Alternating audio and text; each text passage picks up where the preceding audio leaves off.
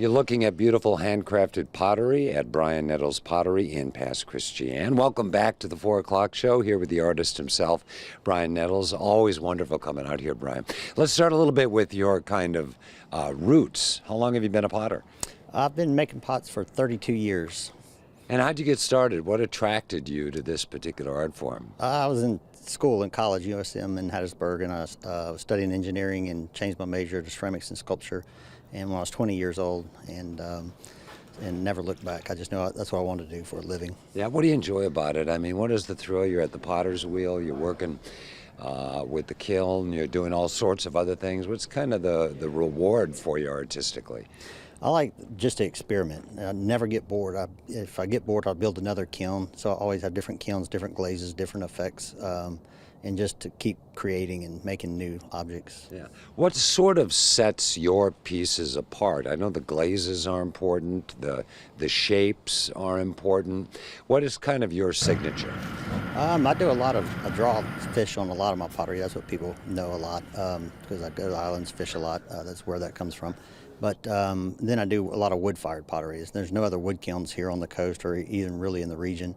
And so I have a wood-fired salt kiln. We have the Anagama kiln that we fire that's got more of a Japanese influence. That's where I went and studied, was in Japan after college. And so it has a Japanese influence. Yeah. And would you say most of, if not all of your art is functional as well? Pretty much all of it is functional. I like it. It connects with people who use it every day, and it just kind of connects with the person that buys it each day. They get to use. I have people tell me all the time, you know, I woke up this morning and had coffee with you. And people use my plates, dishes every day, so I like that. Now, one thing you've been doing for a quarter of a century now, Bryan, we're getting old, is you've been having these holiday open houses out here, and I think it's just terrific. You know, my wife and I have come out here for it, so we always enjoy it. Tell folks what happens. It's our 25th anniversary of being in business in Pass Christian, and we make work all year, and then we set up in the teaching studio out here, and we put all the work out that we have, and it's open to the public, kids, families, anyone that wants to come is welcome, and we give tours. We show all the kilns, the different making processes, firing processes.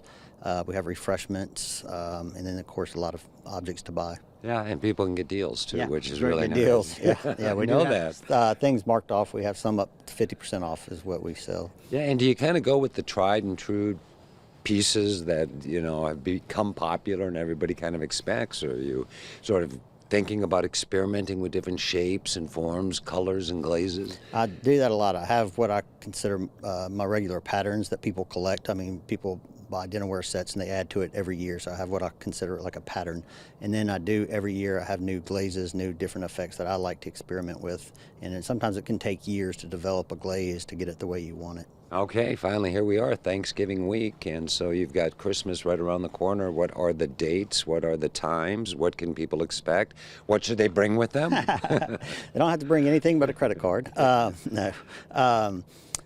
It's Saturday and Sunday after Thanksgiving, November 26th, 27th, from 10 to 5 both days, and then the following weekend, the first weekend of December, Saturday and Sunday also. And it's real nice out there at Bryan's place on the Wolf River in Pass Christian. Check it out this weekend.